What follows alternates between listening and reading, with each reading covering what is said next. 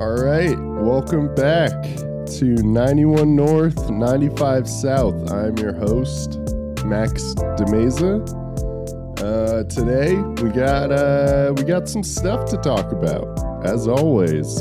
So we got some Knicks stuff to hit. We got a big trade in the NBA, and then some NBA controversy that I want to discuss, and also probably going to have the movie talk for this week attached to the end of this episode as well, so stick around for that. Got some engagement on that episode last week, so really happy about that. Glad to see you guys are enjoying that. Enjoyed that first one. I actually have a suggestion for one of the upcoming episodes. I think we're going to cover that next week. Really excited about that series. I think for this week, I think I'm going to talk about Michael Mann, one of my favorite directors. I just saw Ferrari last night, so I'm pretty hype on that. Want to talk about that. But for right now, let's talk Knicks. So for the last few games, for 2 games, they were missing Jalen Brunson. And it didn't look great. Didn't look great for the guys. They almost lost. Well, they didn't, I guess, almost lose in the end, but for the first half, it was pretty rough against the Grizzlies. Then same thing against the Rockets. And I didn't get a chance to watch the Wizards game last night as I was trying to record this. Had some technical difficulties, so recording this in the morning.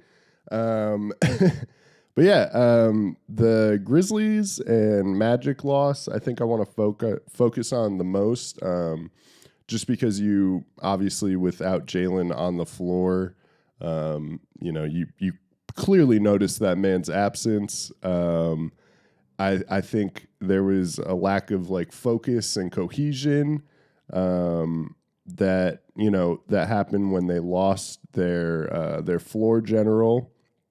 So it was good to see. It was good to see the difference when he came back. But sorry, I'm just trying to pull up a quote that I had. This is I'm using a different laptop than normal. I had all of this already up on my other laptop. Forgot to pull this one up. But yeah, so obviously, like I said, you miss Jalen not being there, and the loss or the gap, the holes that RJ and IQ would fill when Jalen or Julius had an off night, you can really see that because without Jalen and Julius, there's no one to take one of their spots. So when Jalen was out, it was Julius doing a lot of heavy lifting, and it didn't have, RJ can step up, and obviously IQ steps up every night off the bench. And for Miles McBride, there were some growing pains for sure. Filling in, he's clearly not ready to be a starting point guard. I don't think anybody expected that. But he didn't look awful. I mean, he still shot the ball pretty well. There were just some turnovers, some decision making that you don't love to see, but you're not surprised. Being in his third year. Wow. Is his third year? No way. I think it is. That's crazy. So yeah, you expect that. But I thought Julius really put what I was saying, what I was trying to say really well. He said JB being back adds tremendous value to our team. So having the head, the snake, our PG back just helps us get a little more organized. So that was pretty much what I was saying. Obviously, when you lose, your starting point guard, your main ball handler, the guy who really sets the tone and sets the offense, sets the pace. Obviously, you're not going to look as great. as you do normally, and that cohesion that Jalen adds was definitely missing. Overall, though, really love where the Knicks are at. They are 25-17, I believe. Yes, 25-17. So they are currently fifth in the East. And this actually leads us into, well, I want to talk about the NBA because we're actually at the halfway mark. Man, I'm having trouble speaking this morning. But yeah, we're at the halfway mark. So I thought I'd do a little check-in, and this will lead us into the Pacers discussion. Obviously, the Warriors have been a huge conversation piece this year. They're currently 18-22. They've had struggles and continue to do so. They're 3-7 in their last 10. Do I want to talk? Since I'm in the West, I want to talk about. I actually want to talk about Josh Giddey for a little bit before I get to the Pacers. So the Thunder are sitting second in the West, with Josh Giddey still being allowed to play basketball. I'd like to give a hearty shout out to all the NBA fans who have been booing him.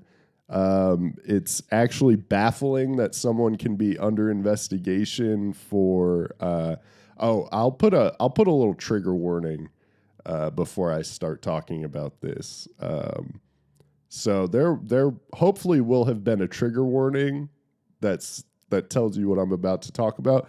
But it's crazy that someone can be under investigation for statutory rape and still be allowed to play basketball. And Kyrie and Ja Morant were both like suspended. Well, Ja was suspended by the NBA. I think Kyrie's suspension was through the Nets. But either way, I don't know how Ja can get 25 games for flashing a gun twice on IG Live, and for some other, minor infractions. But he gets 25 games, and someone who is literally under investigation by the police for having relations with an underage girl, like, that's insane. And I think it points to what I spoke about and what a lot of NBA fans spoke about last season with the Ja Morant suspension, is that it felt very biased, very specific, targeted at him. And it's just interesting how a black man flashing a gun is punished more than a white man for having sex with an underage girl, or allegedly having sex with an underage girl, being under investigation for that. I don't know how that makes sense. So, yeah, shout out to all the NBA fans for booing him. If you're not booing him, take a look at yourself in the mirror. I think Adam Silver needs to take a look at himself in the mirror. I think the whole NBA, I think the Thunder themselves, his teammates. Yeah, I mean, there's a lot of people that should not be okay with this and are. If they aren't, their actions are not reflecting that.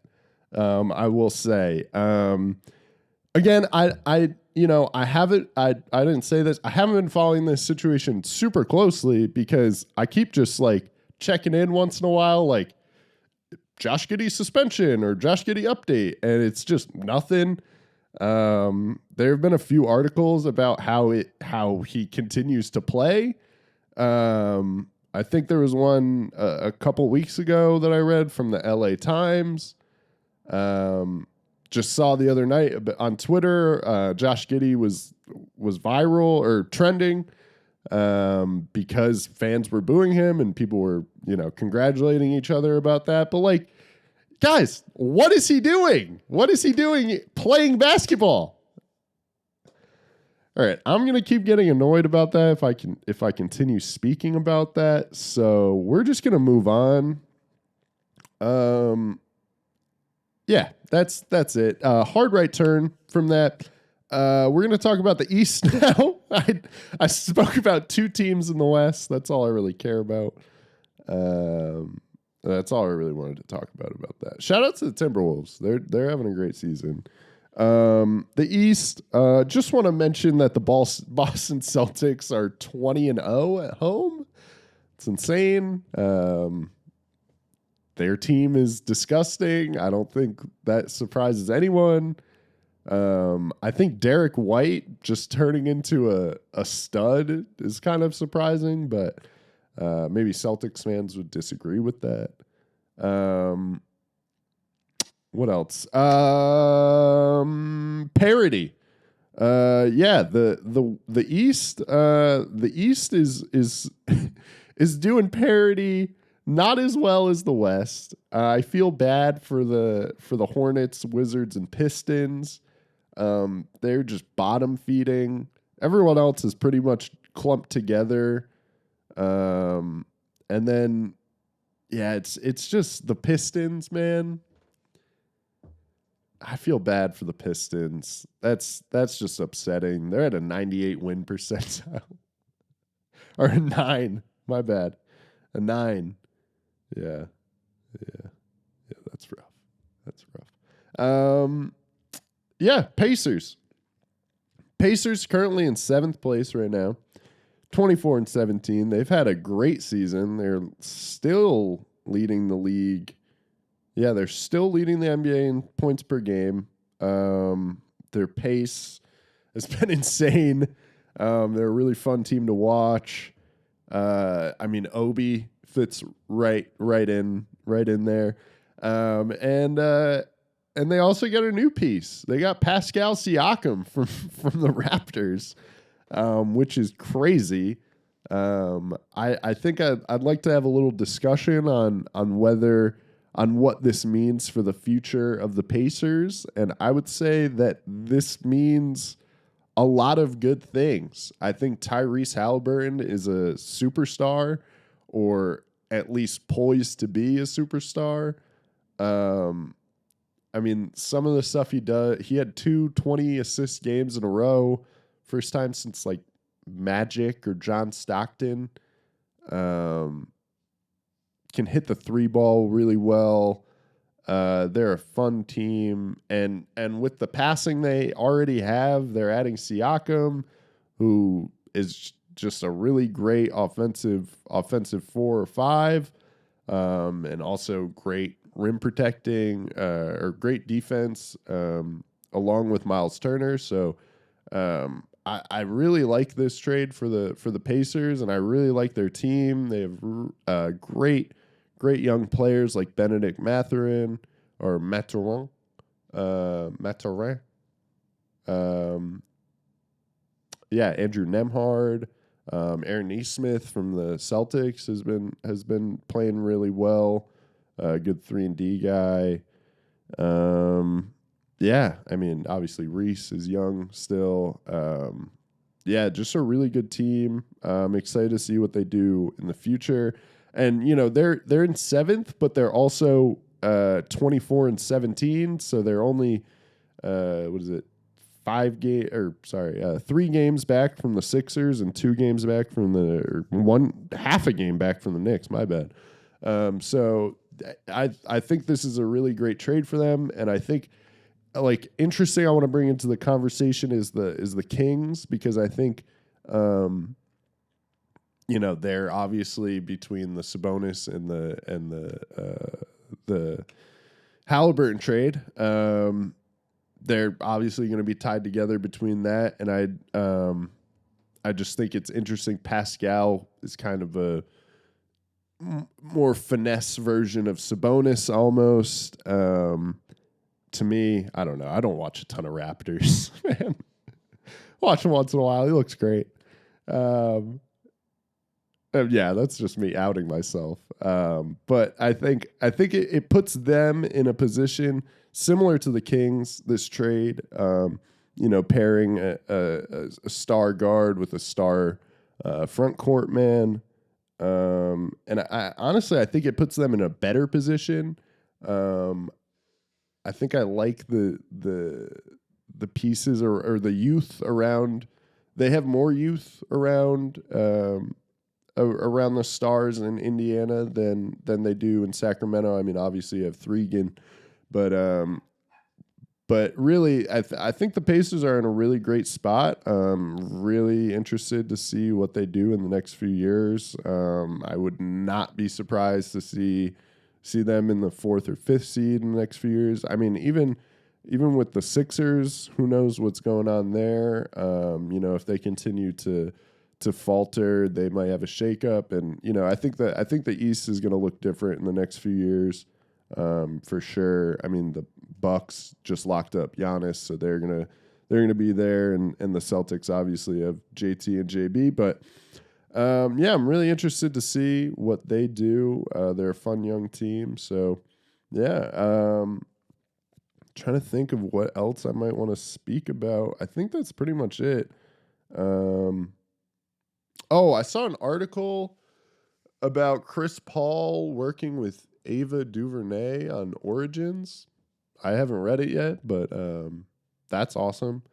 We'll probably speak about that on the Intersections pod. Just want to shout that out again. Keep your eye out for that coming in February, hopefully. I'm going to be honest. I was doing an outro. I kind of lost the plot. So I figured I'd just re-record it. Slotted it at the end. But yeah, I covered everything I wanted to cover. I think we're good. Make sure you stay tuned for my movie talk that I'm going to be slotting in at the end of this. I'm going to be discussing, I believe, Michael Mann and his newest film, Ferrari. Make sure you like, comment, subscribe. Let me know. How do you feel about the Pacers? Do you like the Siakam trade? What do you think about the Knicks? Do you still like the OG trade? Did you ever like the OG trade?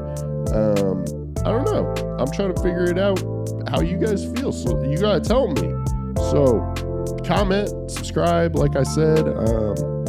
Yeah, that's it. Make sure you stick around for the movie talk. Peace. Thank you.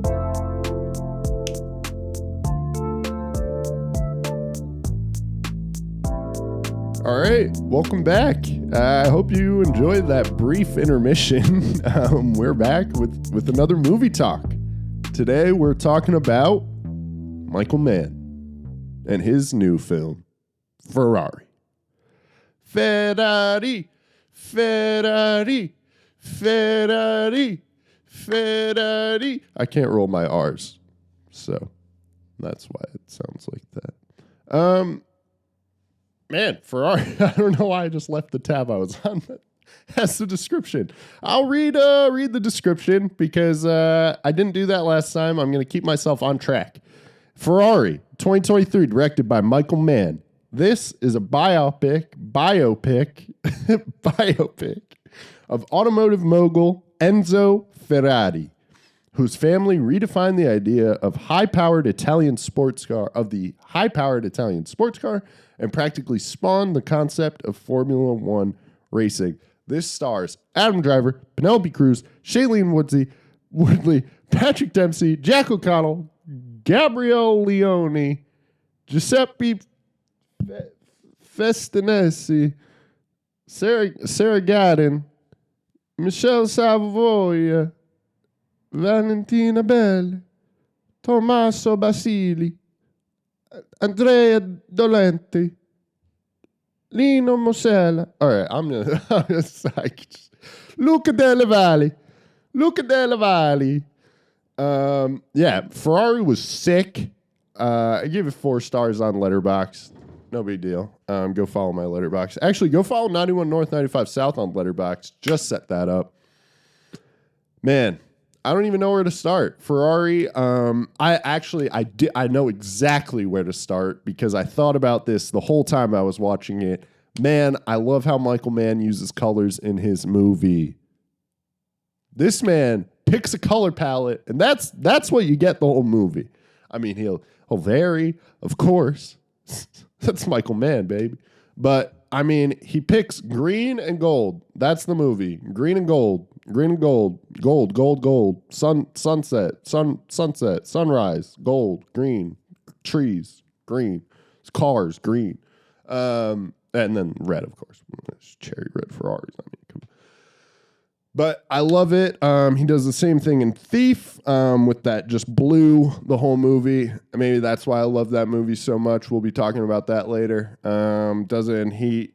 Does it in Collateral. Does it in Manhunter. I haven't watched that in a while. Does he do it in The Insider? It's kind of gray, if I remember. And Public Enemies, I don't really love. We're not going to talk too much about Public Enemies. But, yeah, I just love how he uses color in his movies. This movie is beautiful. Honestly, like one of his most beautiful movies, I think. I mean, I haven't seen Last of the Mohicans. Probably won't ever see that, to be honest. Just because I don't really think that's the type of story Michael Mann needs to be telling. Not that I need to be deciding on what Michael Mann needs to be telling. I just don't want to watch like a white dude make a movie about a half white, half Native American Daniel Day-Lewis, who I don't know, man. I don't want to watch that movie. I'll be honest. Also, I haven't seen Ali.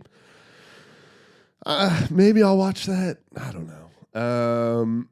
Haven't seen Miami Vice. I will probably watch that, although I've heard it's not great. And Black Cat, maybe I'll build up the courage one day. I've heard that movie is just really bad, and just kind of like not edited, not cohesive, exactly. But you know, I've seen everything else. I haven't seen Jericho Mile. Jericho Mile I would watch. But yeah, I mean, he's one of my favorite directors. I think the characters he makes are just super interesting. I just love the one-track mindedness, just the driven, the dedication to their craft, and the mastery in which they perform that craft. So we'll run through my favorite Michael. Well, should I talk more about Ferrari? I guess I'll say, I loved there were two scenes in the movie where my jaw literally dropped and stayed there. I won't tell you them, but you should definitely watch it. Although I think it's out of theaters now. I'm very excited to rewatch it whenever it comes onto streaming. Yeah, I almost said what they were.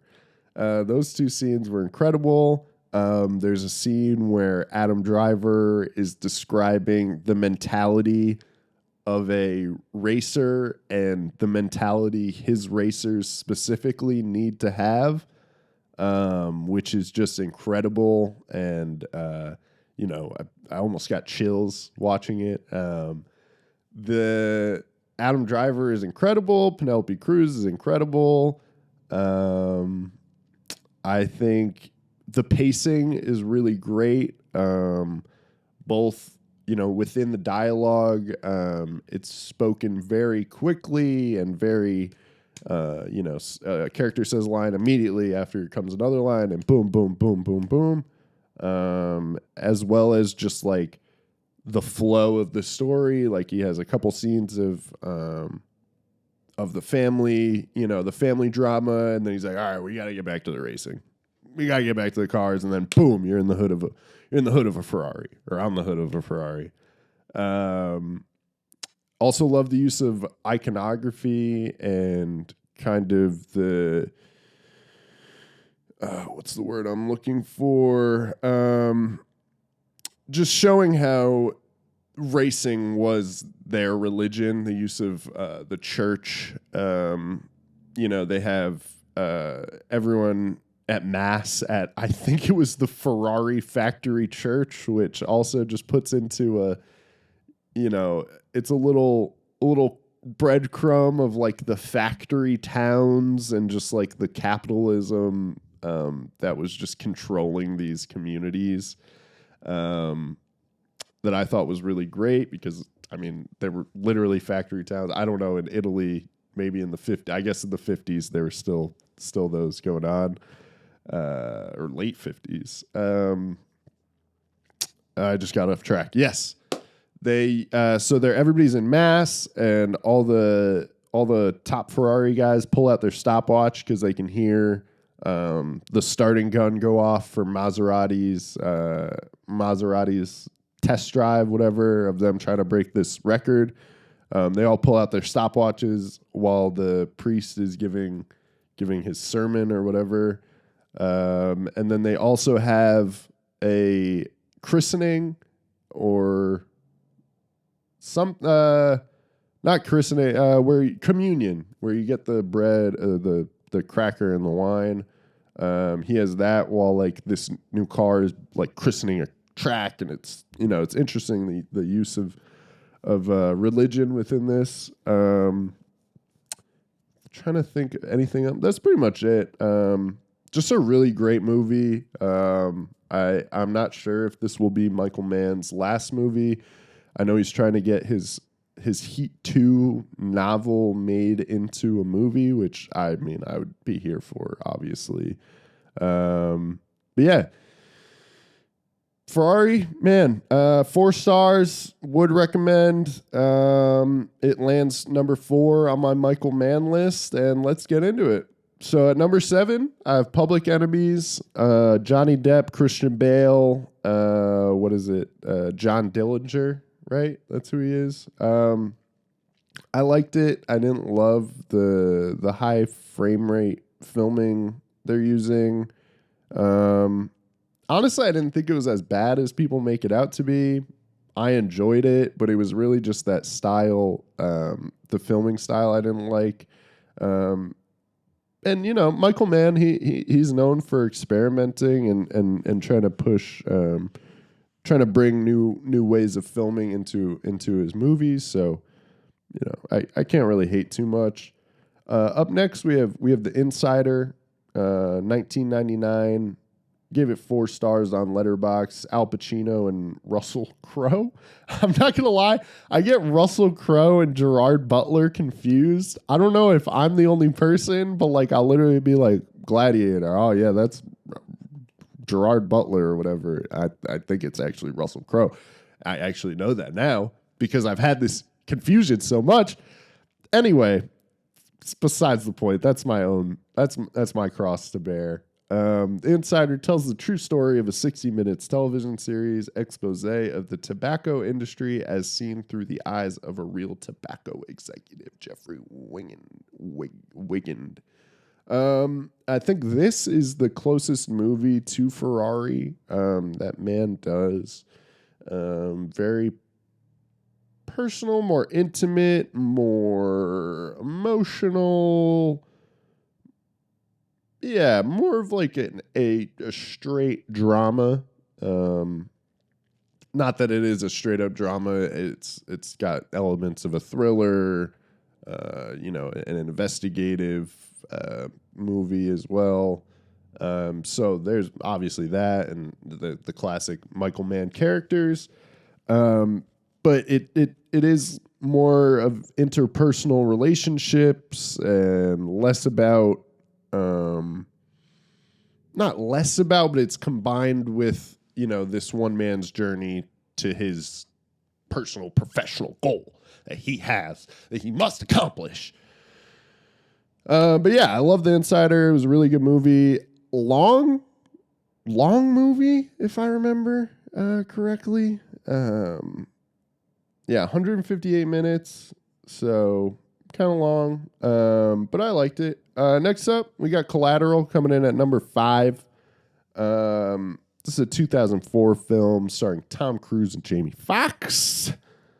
Tom Cruise he's a hitman assassin who kidnaps Jamie Foxx, who is a cab driver, and they ride the cab through the night of L.A., taking out Tom Cruise's targets. Really great acting. Tom Cruise says, "Yo, homie, is that my briefcase?" Incredible shooting. I mean, I think when you get Tom Cruise and Michael Mann, like there's something about that just makes sense. You know, just the psychosis of Mann's characters and Tom Cruise's just insane nature of, you know, doing hundreds of Halo jumps before Mission Impossible. You know, just Tom Cruise himself, you know.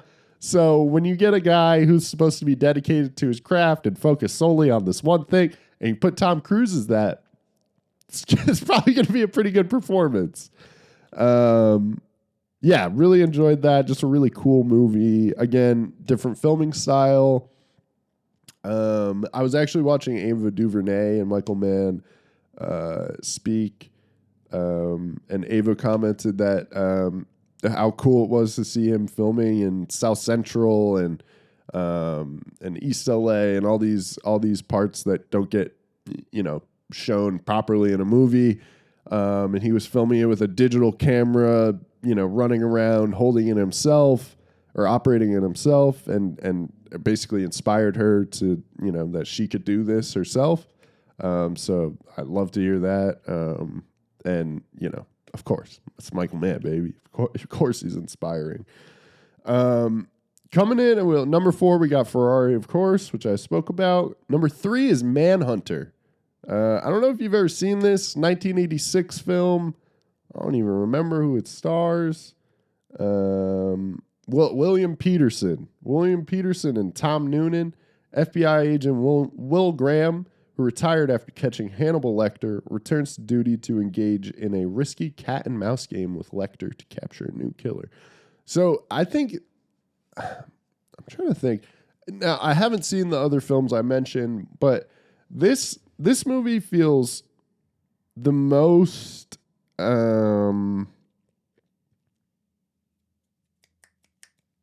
artsy. It's not the right word, but it's just a very cinematic movie. Beautiful shots.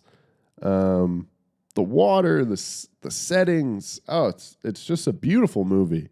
Honestly, I think one of his most beautiful, which is really interesting because it's like also terrifying and insane. I haven't revisited this movie because I was like genuinely like tense and like on edge. So I would love to rewatch. It was a great movie. But yeah, that one's great. Number 2, we got Heat. I mean, it's Heat, dude. It's so sick. The action is the juice. For me, the action is the juice. I mean, it's Al Pacino and Robert De Niro facing off. I gave this 4.5 stars. It's honestly a 5-star movie if they take out the Natalie Portman segments of this movie. No hate on Natalie Portman. I actually think she's a better actress than people give her credit for, or than most people give her credit for. I guess some people. I don't know the where the public lands on Natalie Portman at this moment in time, but it just didn't love like the bathtub scene. I just thought it was. I don't know. I didn't really know what it added to the story. I guess it made Al Pacino like not just the worst guy ever. I guess he's not the worst guy ever. He's kind of just a piece of shit, dirtbag cop.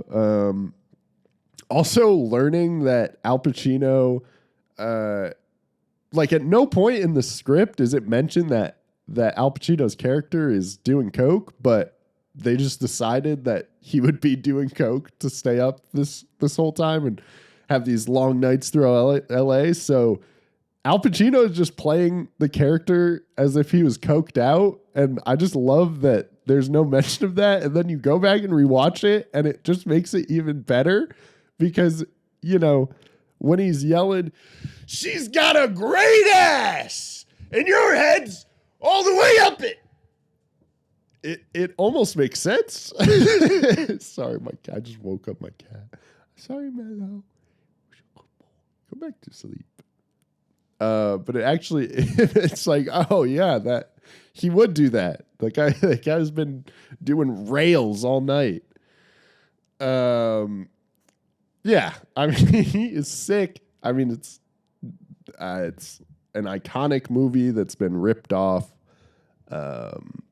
by so many other. I mean, The Town is just a Heat remake. Den of Thieves, other movies I haven't seen. It's iconic. The diner scene between Al Pacino and Robert De Niro is just, that's cinema, baby. Yeah, I mean, there's what else? Like, I feel like Heat is one of his more talked about movies. So it's like, what do I say? It's an all timer. I think it's canon. It's American film canon, I would argue, for genre films for sure. Yeah, I love it. But I don't love it nearly as much as I love Thief, which is my number one movie by Michael Mann. It's one of my favorite movies in general ever. If not my favorite, I think Big Lebowski probably my favorite. Thief probably 2 or 3. It's incredible. I mean, I feel like I've been waiting my whole life to talk about this movie, and now I have no idea what to say because everything about it's just what I want in a movie. He is a true blue kind of a guy. He is a straight arrow. He wants to cut all these mini moves and get on with this big romance. There's a 10-minute scene where he's in a diner with Tuesday Weld and he's talking about Meatball Joe, who just like the dialogue in this movie is just so great. Michael Mann spent time with prisoners from or inmates from I'm trying to think. The Chicago prison that's mentioned in this. Spent time with them. He really cares about the people that he tells the stories about, which I really respect. He has a clear understanding of what the mentality of these guys is like, after having spent so much time speaking with and listening to them. James Caan is just the perfect person to play this in 1981. I don't know who else would do better. He doesn't speak in contractions. It's, oh my God, it's so good. I'll just read. I'm getting off track again. Because I feel like I feel like it's not one of his more famous movies, probably, but it's my favorite. Frank is an expert professional safecracker specialized in high-profile diamond heists. He plans to use his ill-gotten income to retire from crime and build a nice life for himself, complete with a home, wife, and kids. To accelerate the process, he signs on with a top gangster for a big score. I'd like to take, because I'm on Letterboxd. I forgot I wrote a review for this, which included 2 of my favorite quotes. One is from that scene where he's in the diner talking about Meatball Joe. He says, "The warden there was Joe Regan, Meatball Joe. If that slob was a penologist, I'm a jet airplane pilot." Just, he says penologist. I've never heard that. I don't think I've ever heard that word used in my life, let alone in a movie. And I took political science class. I took like criminal justice courses. Never heard penologist. Love that. And this is this second quote comes from when James Caan is brought in by some crooked cops. He says, "No matter what happens, I will never, ever take a pinch from a greasy motherfucker like you."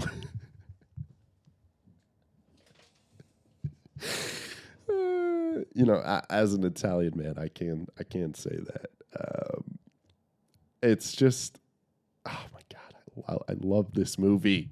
I love this movie. He pulls out a mood board at one point with when he's in the diner. The diner scene, bro, I've literally watched the diner scene like 15, 20 times. Like, I love it so much.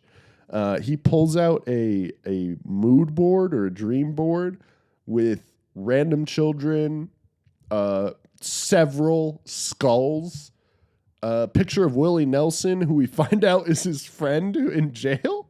Willie Nelson is in this movie and is given a weird performance that I kind of like. He's like doing a lot with his eyes. Yeah, I mean, I feel like I'm doing this a disservice because I like everything about this movie, and it's almost like, where do I start? I probably should have written out a notes because I should have known this was going to happen. I already spoke a little bit about the colors, but I think the cinematography definitely needs to be spoken about. In the screenplay, I've read a bit of it. Michael Mann knew he wanted these streets to be wet as fuck, and he made them wet as fuck.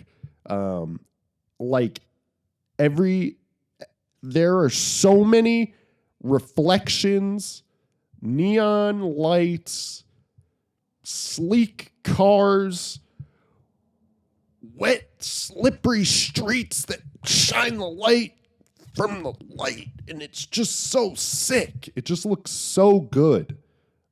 I'm working on like a poster of it, of my favorite shots from it. So I'll release that on Twitter or something. The opening scene is just incredible. The streets, oh my God, the way Michael Mann can just transport you to a world is so incredible. And especially in this movie. I don't know. Spoilers. I mean, I don't care. It's 1981, man. At one point, he gets, he's a pretty confident man, Frank. So he thinks he can kind of, not mess with, but like, not respect the top dog as much as he might think he needs to. Robert Prosky is his name, who plays Leo. And so he gets his buddy gets whacked. Jim Belushi gets whacked. They dump him into like a vat of boiling something, and this is all in his car dealership.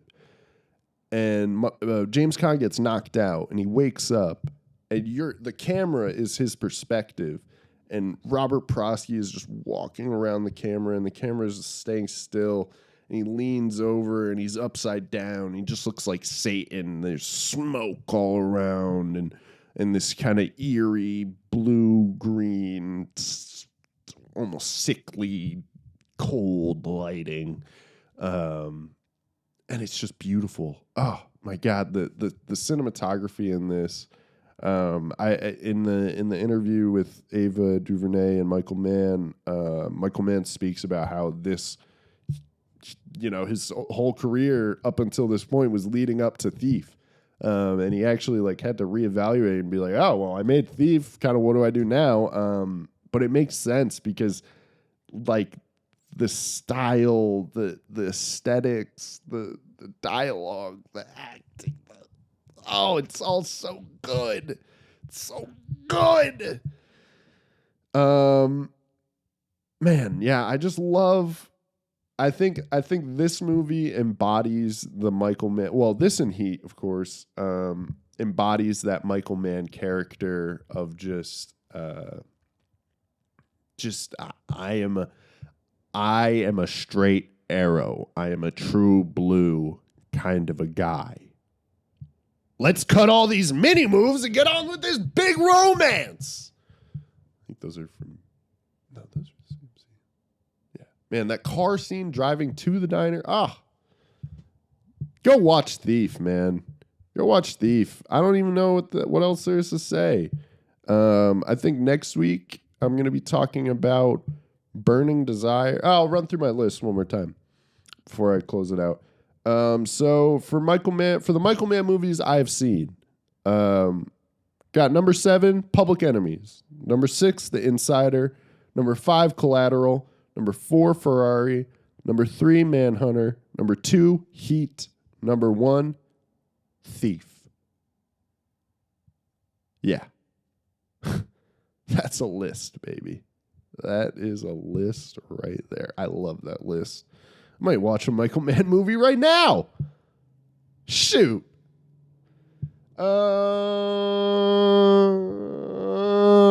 I think that's it. Yeah, Michael Mann is the best. I would like to say thank you, Michael Mann, for being you, and for all these great movies that I love so much. That'll do it here for me at 91 North, 95 South. I hope you enjoyed this second installment of the Movie Talks. Not sure what this series is going to be called, but for right now, it's Movie Talks. Movie Talks. Talk movies. So, yeah, thank you for watching. I'm still figuring out how to talk about movies and how to fit in all my thoughts. So I appreciate you for bearing with me. I hope we're all learning a little bit about cinema together. Thank you. Make sure you like, comment, subscribe. This has been Max Demesa from NPR.